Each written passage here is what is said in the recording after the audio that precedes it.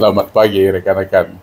Kita coba ngobrol tentang kawan-kawan atau yang kita anggap orang-orang intelek di seputaran kita ini gitu yang sekarang itu terjerumus kepada jurang penistaan dirinya sendiri sebenarnya gitu. Kalau kita lihat seperti mohon maaf saya Pak Mahfud gitu, beberapa hari belakangan ini kan beredar banyak videonya yang fokus menghantam Pak Jokowi. Tapi semoga ini AI lah ya, jadi bukan asli Pak Mahfud. Karena saya kenal Anda itu cukup lama, walaupun tidak langsung, tapi mengikuti sepak terjang yang luar biasa itu. Kenapa tiba-tiba di penghujung Pak Jokowi selesai, Anda juga pernah jadi timnya beliau gitu. Serangannya begitu luar biasa. Banyak hal yang sebenarnya tidak benar yang Anda sampaikan gitu Pak. Tidak semuanya tidak benar, tapi kalau untuk kepentingan yang lebih besar, mestinya hal-hal seperti itu bisa disaring, apalagi di level Pak Mahfud sebagai seorang profesor gitu kan.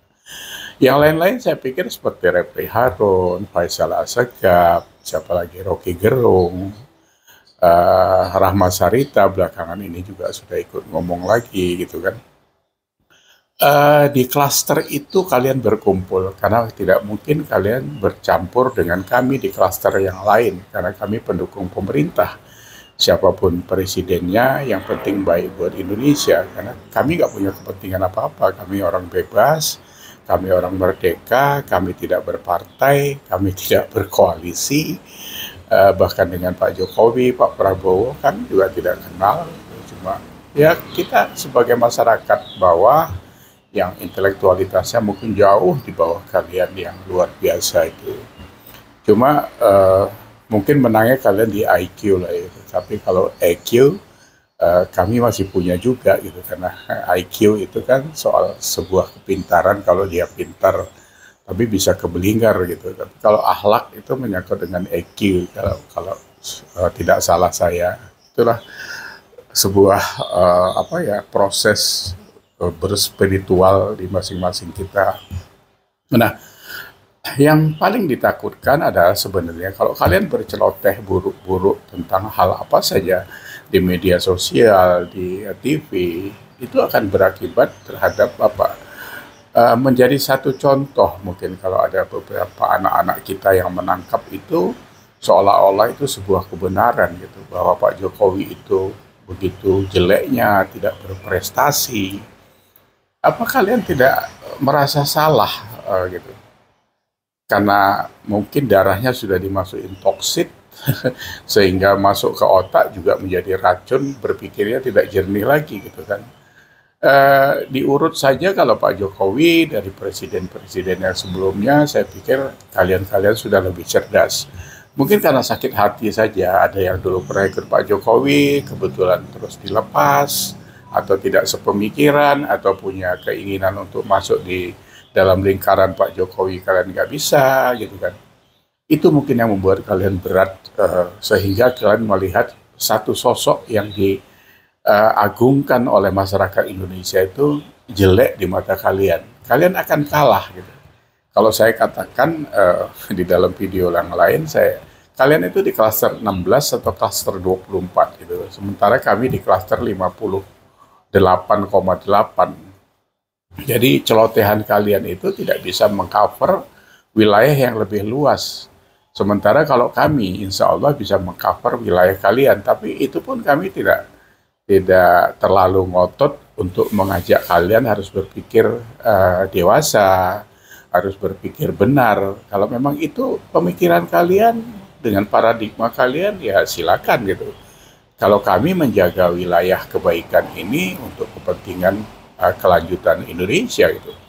Karena saya pikir habis ini Pak Prabowo juga harus berbenah di dalam kabinet, menyiapkan beberapa program sambil mungkin menjadi mentornya Mas Gibran juga kalau nanti dia dibutuhkan untuk melanjutkan Indonesia setelah Pak Prabowo. Atau ada yang lain-lain mungkin yang lebih baik atau yang bisa dibina gitu kan. Kita tahu ada beberapa letupan-letupan kecil calon-calon pemimpin masa depan ini, semoga itu juga bisa berkontribusi gitu. Nah, Sementara kita yang di luar ini harusnya tidak, kalau memang tidak bisa membantu, jangan merecoki gitu. Jadi di framing sedemikian rupa, Pak Jokowi masuk ke GBK saja suaranya diganti suara bajingan, itu kan sebenarnya menjadi apa ya, kalau kita melihat kami itu kasihan sebenarnya, karena apa yang kalian omongkan itu semuanya sampah, dan itu tidak direspon sama masyarakat ini. Yang respon itu ya di kelas-kelas klaster kalian itu saja. Kalau kami sih tidak, karena saya itu kan ngobrol di kelas bawah ya dengan kawan-kawan, dengan siapa sajalah. Ngumpul di masjid, ngumpul di rumah. Kemarin saya juga didatengin kawan-kawan yang pendukung 02, ada yang dari Jerman, ada yang dari dari Madura, dari mana, ngobrol di rumah. Ya saya pikir karena sepemikiran, sepemahaman, ya kita nyambung saja gitu. Saya juga mengatakan bahwa semuanya yang kita lakukan, ya tidak semuanya dikatakan baik lah, ya ada kekurangan sana sini. Tapi at least kami tidak perlu menggempur wilayah-wilayah yang memang berseberangan dengan kami. Kami ini sama dengan Pak Jokowi kok menjadi lahan makian, ya, silakan saja. Kalau saya sih nggak terlalu berpikir jelek tentang hal-hal seperti itu ya. Mungkin kalian lagi marah, kan orang marah ini kan nggak perlu diladeni, karena nanti yang keluar ya emosi kan gitu. Jadi kata Bu Sri Mulyani ya itu semuanya kalau dipolitisasi ya jadinya emosi gitu kan.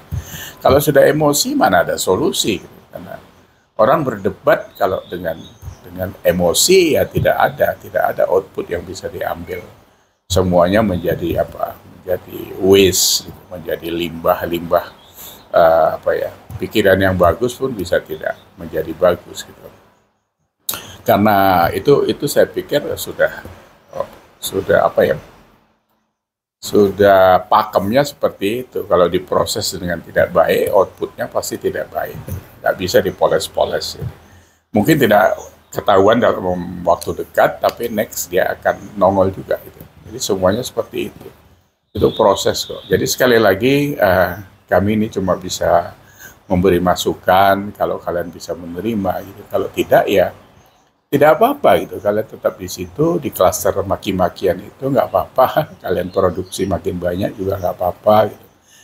Karena kami ini sudah bisa memilah. Sekarang juga masyarakat Indonesia dengan adanya medsos ini juga makin cerdas ya. Mereka dalam pilkada nanti banyak masukan-masukan, banyak pertanyaan-pertanyaan siapa yang mau dipilih. Saya tetap mengatakan cari yang terbaik, jadi yang bisa kerja untuk daerah masing-masing.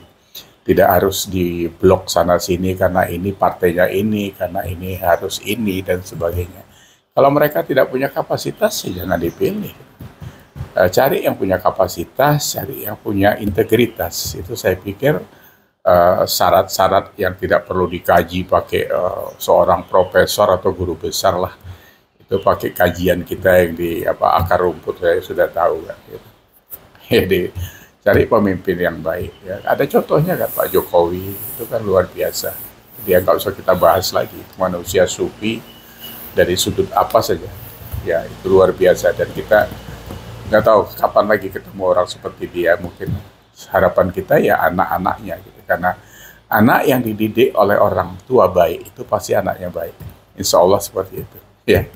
Jadi begitu saja obrolan kita, sampai ketemu lagi nanti di obrolan yang lain. Semoga kita sehat, Indonesia sehat, lingkungan kita sehat, dapat pemimpin-pemimpin daerah yang sehat ya. Selamat berpilkada ya. Jangan jadi pilkadal.